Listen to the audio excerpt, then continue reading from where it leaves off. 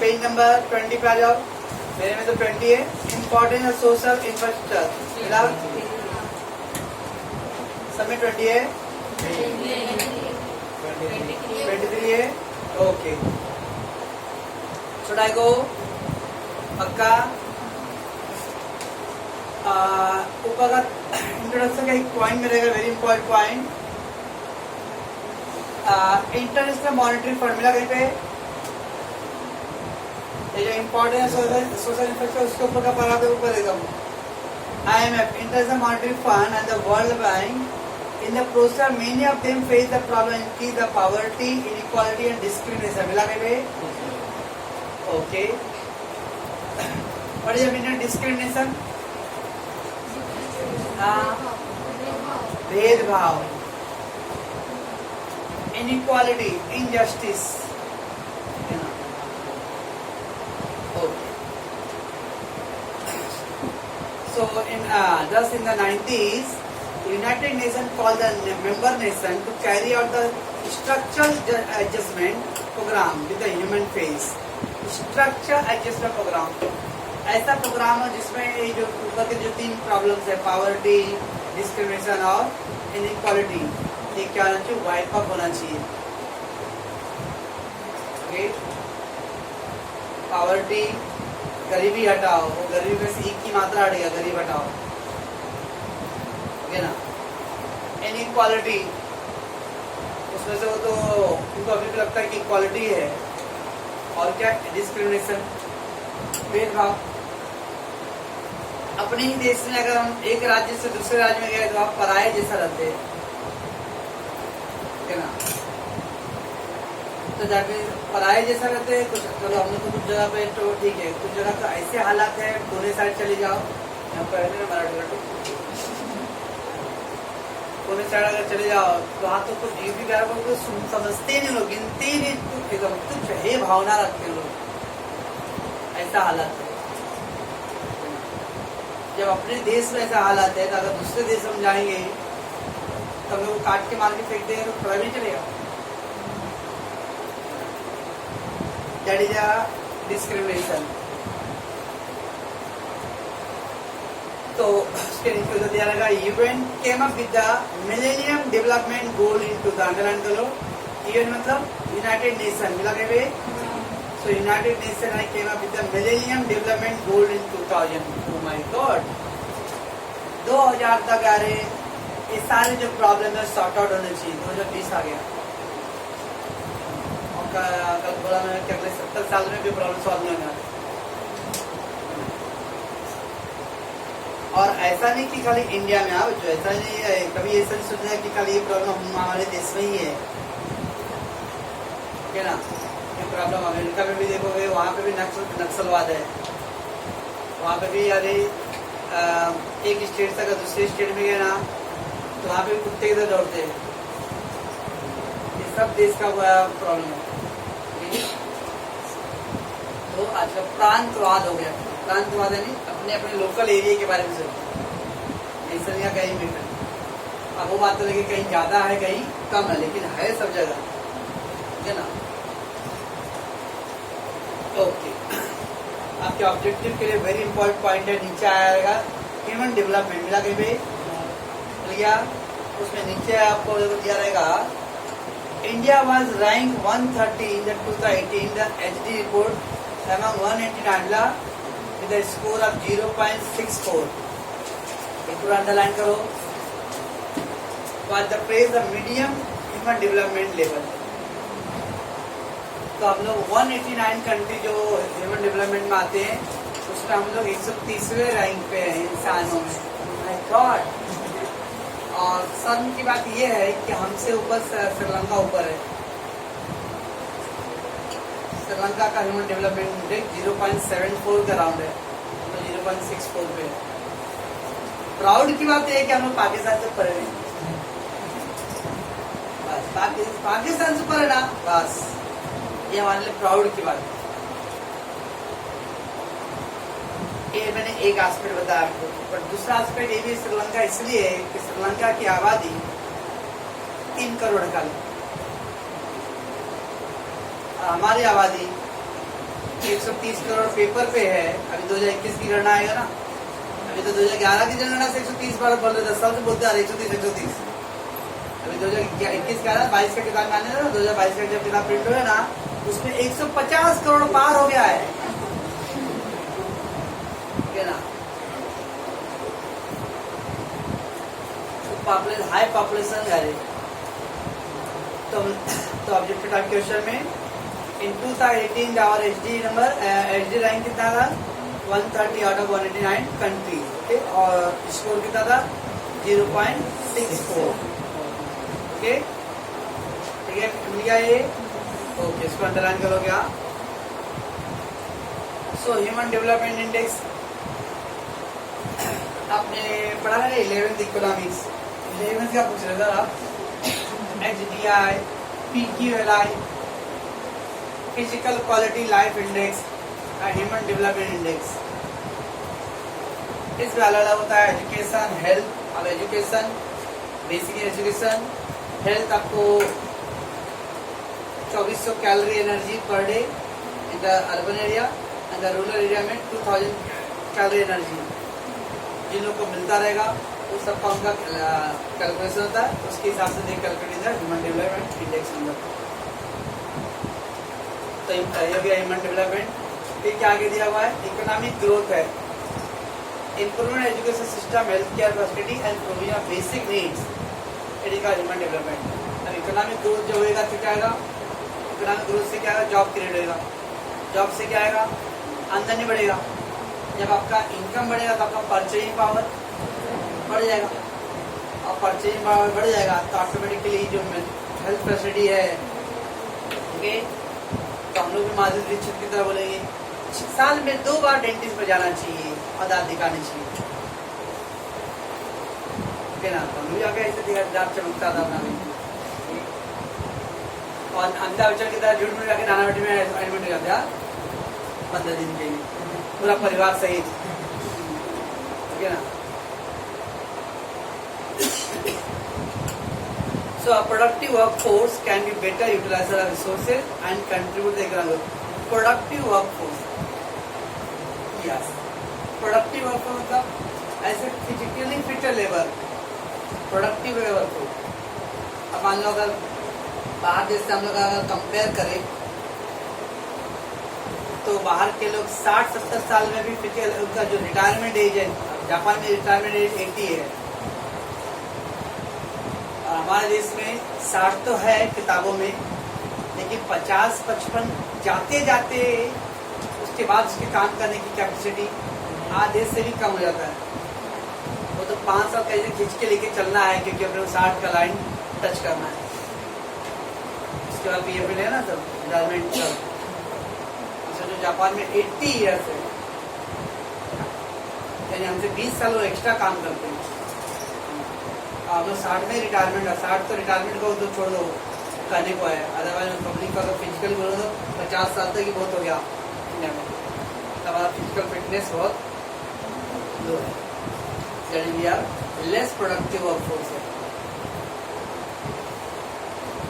अब प्रोडक्टिव होने के लिए बहुत सारे रीजन है। प्रोडक्टिव आपका फिजिकली फिट हो तो खान पान तो है ही, इसके अलावा एजुकेशन ये भी पढ़ता है।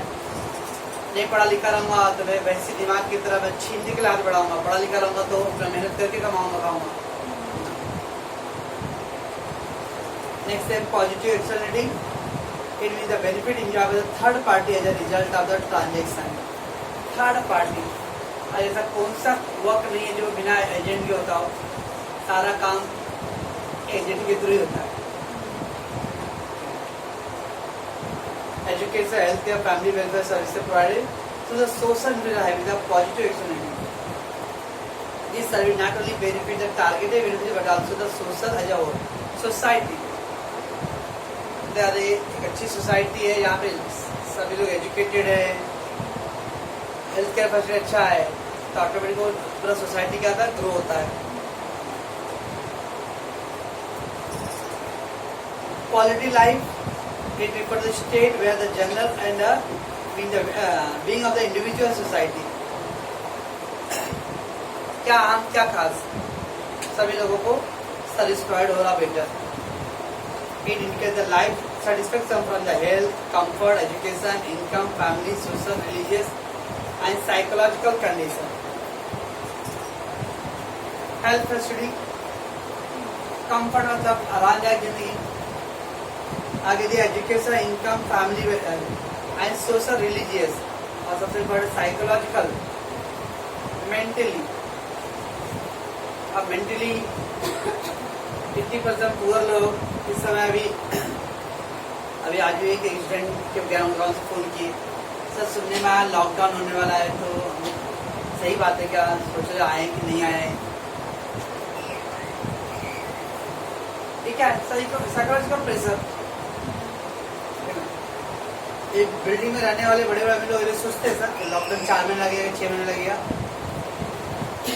लॉकडाउन में भी सलमान भाई फार्म हाउस का खेती का दिखा रहे, ना मतलब वो पिकनिक बना रहे थे लोग। तो दैट इज पुअर लोगों के लिए साइकोलॉजिकल प्रेशर है।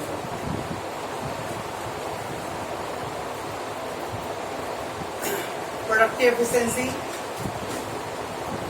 adequate basic social issues like the drinking water, sanitation, disease control system, family welfare service, and provision of nutrition food. Nutrition, पोषक तत्व, विटामिन्स, खाना मिले बड़ी बात है। एलियन को धूप मिलना चाहिए।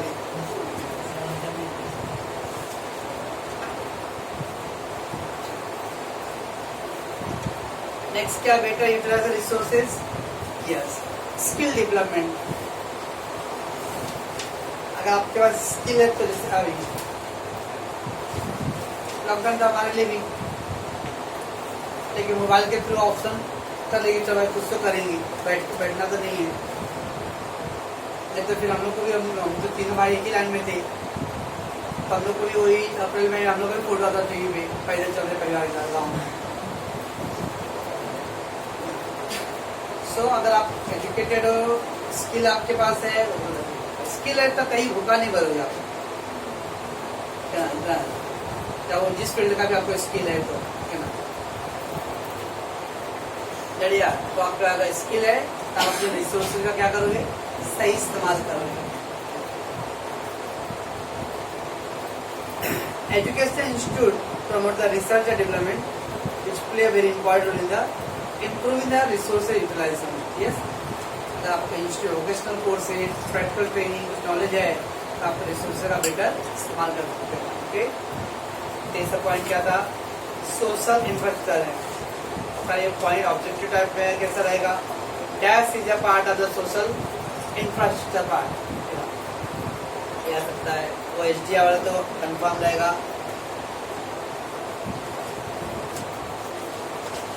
मैडम चले बेटू, एजुकेशन में ऑब्जेक्टिव टाइप का विषय खाली खींच रहे लगे पे। India is a nation of young people. Oh my God, Bharat युवा देश है। उस युवा देश में दीमक लग गया है पबजी खेलते खेलते। According to Census 2011, the youth population at the age of 15 to 24 constitute 19.1% of the total population. 19% लोग हमारे देश में 15 से 24 साल के हैं।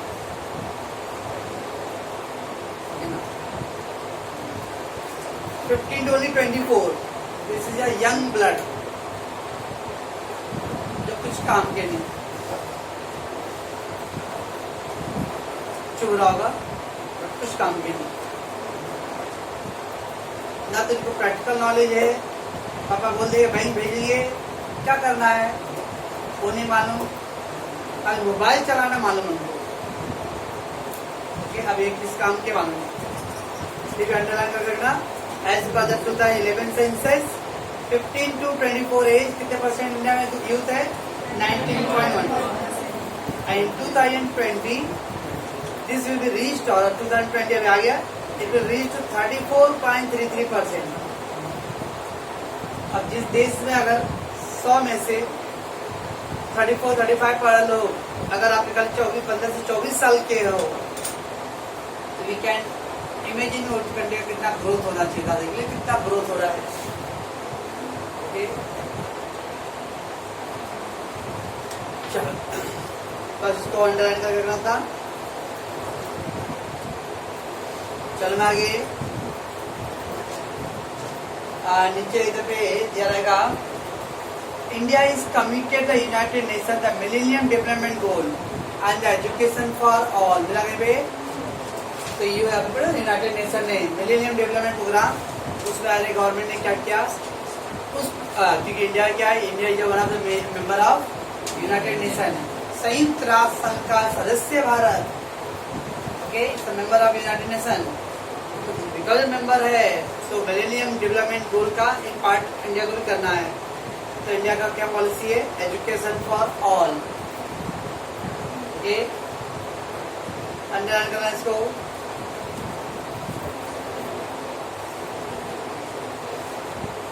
कर लिए। ओके, उसके नीचे दिया सर्व शिक्षा अभियान लगा, right to education, free education for all children between age two 6 to 14 years has been made fundamental right under the RTE Act। Under पूरा कर लेना, RTE Act क्या है, राइट टू एजुकेशन। ओके, 6 से 14 साल के बच्चों को फ्री एजुकेशन हो। हंसी लग रहा है, चूक मार रही, 14 साल तक फ्री एजुकेशन, कहाँ फ्री है। तो सुनने में लगना चाहिए अच्छा हो। चलो मैं, this act make the mandatory that every child has a right to elementary education to certify basic. Elementary education primary education, कम से कम चौथी तक तो कम से कम सभी बच्चों को अधिकार है पढ़ने का। चौथी पढ़ के डॉक्टर बन जाएंगे, नाम लिखे सिग्नेचर करता है ना, जहाँ अंगूठा लगाते हुए पढ़ा देंगे। Should I go? Next page पे रहेगा SSA क्या, सर्व शिक्षा अभियान was launched in DAS 2002 मिला। बस उसके बाद था national programme for the education of the girls at elementary level. मिला कहीं पे, हाँ ये भी अंडरलाइन करना। This programme approved in the July 2003 मिला। उसके बीच में दिया जाएगा, this programme provide setting up the model school in every cluster with a more intense community mobilisation and supervision of girls enrolment in the school. ऐसे society जहाँ पे लड़कियों के लिए इतना प्रिविलेज नहीं हो, मतलब बेटियों को पढ़ाने बारे में नहीं सोचते। जैसे हरियाणा आपने पढ़ा देखा, वहाँ पे लिंग अनुपात हरियाणा में 864 है, जेंडर इनक्वालिटी वहाँ बहुत ज़्यादा है। तो ऐसा सोसाइटी हरियाणा है, राजस्थान है, तो ऐसे सोसाइटी में अरे गर्ल्स लोगों के तो स्कूल में पार्टिसिपेशन एनरोलमेंट उनके नज़दीक में ही स्कूल ओपन करें ताकि गर्ल्स लोगों को ज़्यादा अपॉर्चुनिटी मिले। चलो भाई आपको पहले एक्सक्यूज देगा, दूर स्कूल में बेटियों को नहीं भेजूंगा, आप नज़दीक तो भेजो। That is the purpose of behind for girls education. तो national programme for education of girls elementary कभी स्टार्ट हुआ, जुलाई 2003। चलो मैं उसके नीचे दिया है कस्तूरबा गांधी बालिका विद्यालय। ओ माय गॉड, तो गांधी जी की this scheme was launched in July 2004 to set up the residential school at the elementary level for the girls belonging to scheduled caste, scheduled tribes and OBC and minority. Residential school, local area में school. Schedule caste जो जंगलों में रहते हैं या एकदम बहुत remote area में है, ओके। अब वो आदिवासी लोगों की परंपरा है भाई कि हम लोग इसको छोड़ के अपने एरिया को छोड़ के बाहर नहीं जाएंगे, तो ठीक है भाई, आपके बच्चे उधर नहीं जा सकते, स्कूल इधर आ सकता है ना। That is a basic objective.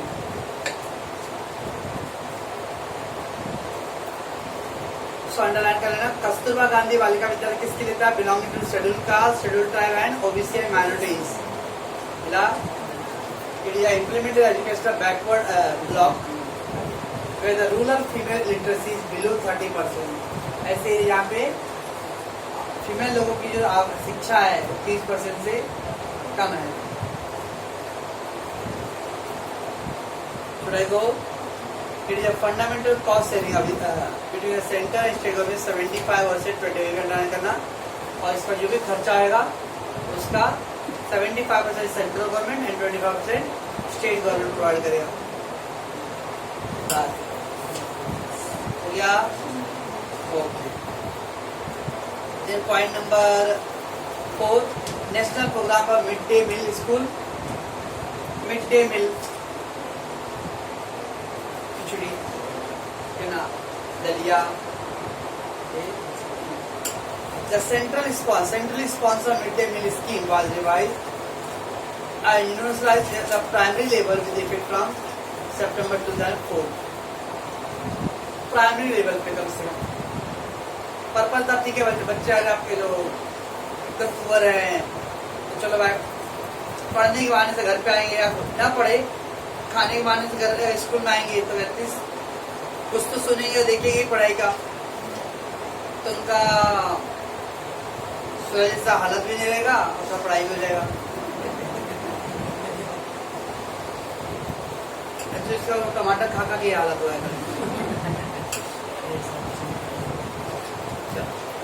और फिर क्या भाई, राष्ट्रीय माध्यमिक शिक्षा अभियान। माध्यमिक प्राइमरी है, माध्यमिक मतलब 8th standard. It is centrally sponsored scheme launch in the March 2009 to improve the access of secondary education to improve the quality। पहला क्या था साड़ी में प्राइमरी एजुकेशन था, ना इंडिया सेकेंडरी एजुकेशन। और फिर क्या था, objective scheme was to achieve enrollment ratio 75% to the class 9 and 10 within the 5 year। What do you mean by enrollment? अभी सब लोग थे जो 7वीं तक म्यूनिसिपल स्कूल था, उसके 8वीं से प्राइवेट, अभी तो चकाला तक हो गया, उसका वो है ज़्यादातर स्कूल तक 7 हम लोग म्यूनिसिपल स्कूल 7वीं तक थे, यानी 8वीं के लिए प्राइवेट ही लेना पड़ेगा। प्राइवेट के लिए भी सही। तो क्या होता था कि घर में अगर मान लो मैं हूँ, मेरी बहन भी है या 2-3 बच्चे हैं, तो भाई को बेटे को तो दे देते थे एडमिशन, बेटियों को रोक देते थे। तो बच्चा 7वीं बेटी तो 7वीं तक पढ़ी, बस उसके बाद 8वीं में नहीं। कुछ जगह पे 8वीं तक प्राइमरी स्कूल था, मतलब म्यूनिसिपल स्कूल था, तो 9th और 10th में एडमिशन मुश्किल था। तो that is the purpose secondary education. So the 9th and 10th में भी एटलीस्ट बच्चे स्कूल ड्रॉप आउट ना हो, they take the admission। Should I go? And then point number 7 देखो दिया रहेगा कुछ मॉडर्न स्कूल स्कीम। मिला क्या भाई? The scheme was launched into the 8th. The scheme aimed to provide the quality education to the talented children in the rural area by establishing 6,000 model school as a benchmark। Rural area में 6,000 standard school open करना और जो quality बच्चे, जो talented बच्चे लोगों को educate करना। चलो मैं उसका 2 पॉइंट नीचे रह दो। 3,500 स्कूल जब भी many educationally backward block through the state government and union territory. Backward block मतलब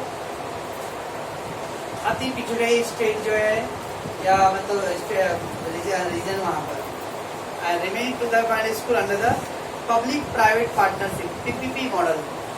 पब्लिक प्राइवेट मतलब उसमें वाले 75% फंड गवर्नमेंट देगा, 25% प्राइवेट, या फिर 75% प्राइवेट और 25% गवर्नमेंट, दोनों की पार्टनरशिप से उसको उसका जो स्पॉन्सरशिप क्या है, दोनों कर रहे हैं, दोनों मतलब गवर्नमेंट एंड प्राइवेट। ये दोनों को अंडरलाइन करना। तो 3,500 and 2,500 PPP model. Dash number of school open under the PPP model 2,500। चल मैं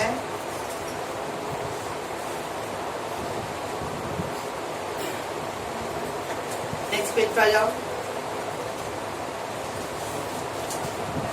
आगे हायर एंड टेक्निकल एजुकेशन। मिला मिला क्या? उसमें डायरेक्टली एकदम फर्स्ट उसका आपका लास्ट में देखना, वेरी इंपॉर्टेंट काम के लिए है। आगे क्या दिया उधर पे? 12 सॉरी एट प्रेजेंट मिला कहीं पे? At present there are 16 IITs मिला, 13 IIM, 12 national law university, 7 AIIMS and 47 central university. Underline करो। 16 IIT स्कूल, IIT सुने हो? IIM institute of Indian institute of management, जहाँ पे धोनी साहब जाके लेक्चर दिए थे, management study, MBA, and then 12 national law university, law लटक लटक की बारी बार LLB, law in the bachelor of law, और फिर क्या है? 7 AIIMS, all India medical institute, and the 47 central university. Underline करना। अलग है क्या है? अच्छा ये 23 कितना है? IIT एक की जवानी का बुक है 2019, वो भी एडिशन का, न्यू एडिशन है।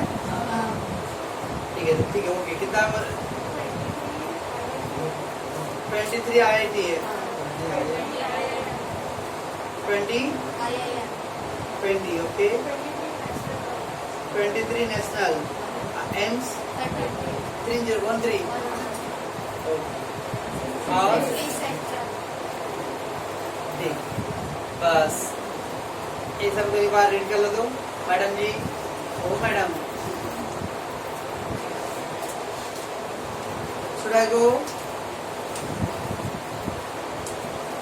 पेज नंबर क्या? पेज नंबर 29 मेरे में पब्लिक हेल्थ प्रोग्राम पॉलिसी मिला। Should I go? उसके अंदर एक पॉइंट दिया रहेगा, पहले लाइन में ये, currently government expenditure of public health is only 1.15% of GDP मिला, which is considered to be low for a country with a large population, high income inequality। हम अपने GDP का 1.15% we are spending on the health। America spending 6.15, जबकि वहाँ पे हमारी आबादी का एक तिहाई से भी कम है। और इंडिया में भाई कितनी आबादी होती है? 1.15%। रिकमेंडेड है ऑलमोस्ट 9% तक खर्च होना चाहिए GDP। देखिए वो 1% का 9% होने के 9 गुना 2-3 साल के बाद साल।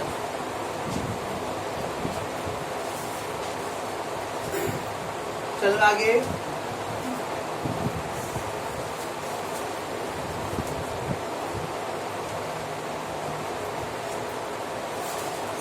कहाँ चलेंगे हम? उसका 9th पॉइंट रहेगा,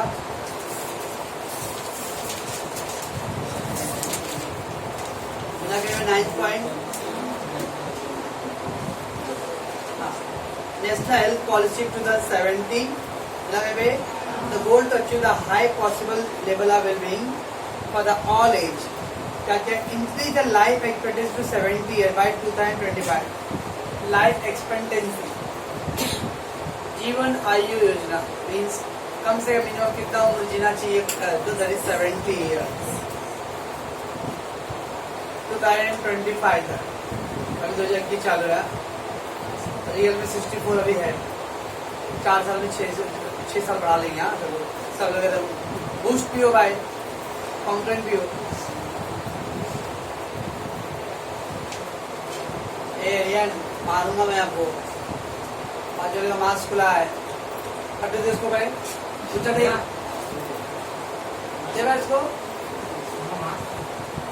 नाक पे यार, वो भी मास्क खुला ही बोलेंगे। पाइन तो वो जगह ही वैसा है, फिर उधर गोल्डी साहब बैठते हैं, अब ये मत क्या अभी वो जगह ही वो बड़ा गड़बड़ा है।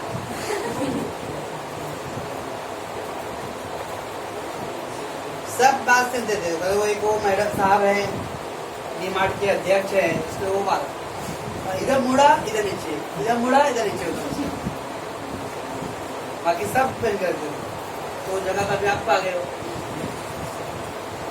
चलो रहे and reduce the infant mortality rate to 28 per 1000 birth by 2019. The infant mortality rate, शिशु जन्म के समय मृत्यु दर reduced to 28 by 2019. 1147 था per 1000. हर 1000 बच्चे जन्म लेते तो 47 अपना पहला बर्थडे नहीं मना पाते बच्चे। That are reduced to 28, that target in 2019 में। अब जाके अब चेक करना पड़ेगा 2019 तो खत्म हो गया, अचीव हुआ कि नहीं। और फिर क्या है, achieve the global target 2020 term, the target of 90 for the HIV and AIDS. 90% all the people living the HIV know their HIV status. 90% all the people diagnosed with the HIV infection and क्या दिया हुआ है, antiretroviral therapy, and the 90% all the people receiving the antiretroviral therapy with the viral suppression. What is the meaning? HIV infected, वो HIV word को सुनते हमारे दिमाग में द रीजन कुछ और होता है। नॉट ओनली, आजकल कंपलसरी हो गया है, जितने भी जो प्रेग्नेंट लेडीज हैं उनका HIV टेस्ट कंपलसरी है, वो इसी वजह से। अब कभी कभी हम लोग सिरिंज और ब्लड का यूज, ऊपर से हम लोग खुद घर में डॉक्टर बनते, कांटा लगा हुआ है पैर में, चुभ गया है, कांच लग गया है, तो पिन से खोदने की हमको आदत है।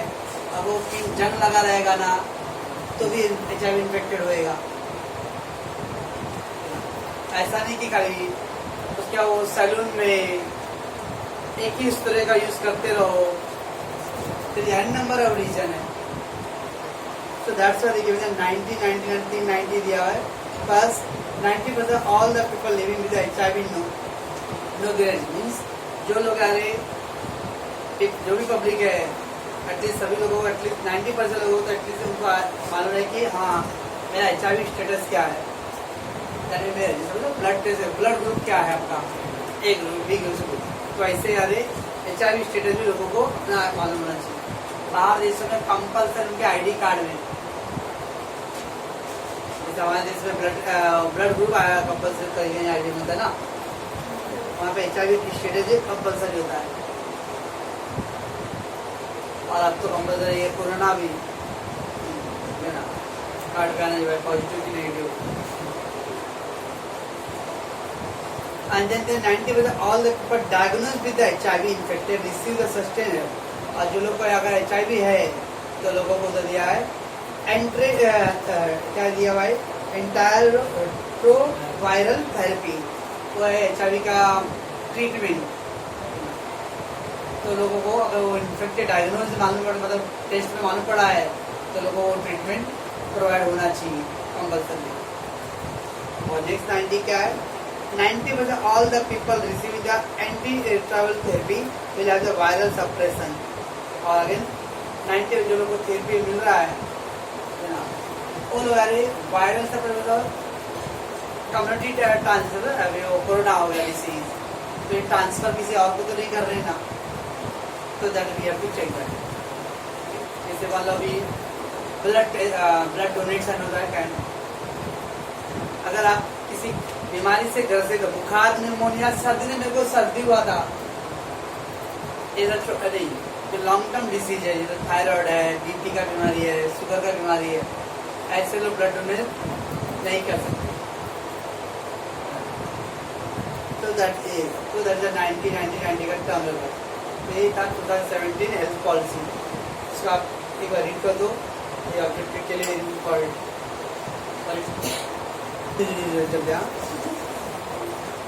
आगे डी वाला पॉइंट क्या था, reduce the prevalence of the blindness 0.25 पर 1000, 0.25 पर 1000 ब्लाइंड, आंखों के शिकार लोग, चश्मिश लोग है ना, तो that have reduced to 0.25 per 1000. इसका मतलब क्या हो गया? 1,25,000 लोग, 1,25,000 पीपल तक का टारगेट था इसको रिड्यूस करना by 2025.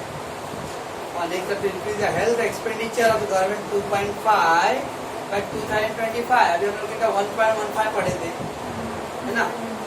कौन से ईयर में पढ़े थे भाई? ईयर भी दे देगा, एट प्रेजेंट खाली बोला था करंटली. अभी करंटली दिया हुआ था 2000, वही 10, 11, 12 के हिसाब से रहेगा. हाँ, ये दिया था. अरे तो चला करंटली दिया, किताब छपा हुआ है 2018-19 का मान ले, तो 2015-16 का ही डेटा देगा ना भाई. तो 2015-16 में 1.5, ओके. अब उसको 2025 तक 2.5 करना है. तो मतलब 1% बढ़ाया 10 सालों में. तो मैं 9% बोला था, 10 साल में 1%, तो 9% बढ़ाने के लिए और 90-70 साल तो लगेंगे. तो 2090 तक साल चांसेस है. चलो, और क्या था? To achieve the preventive and the promotive health by improving the Swachh Bharat अभियान.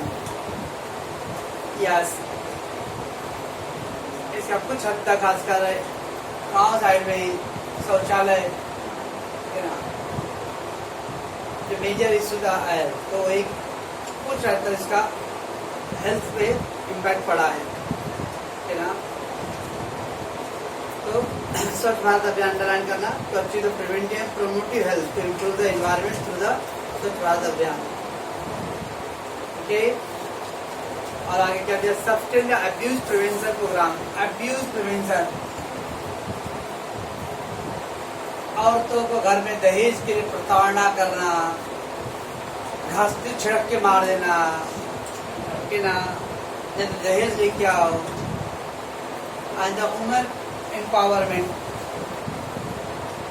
महिला सशक्तिकरण भाई. अब उनको लाठी दे दो, अगर कोई दहेज के लिए मांगता है तो उसको दो, तू लेके दहेज अपने बाप की क्या से, मेरे भाई की क्या से नहीं.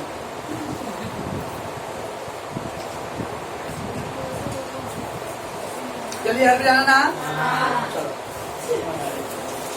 Recent sustainable development initiative in India मिला वे. चलो मैं, ओके.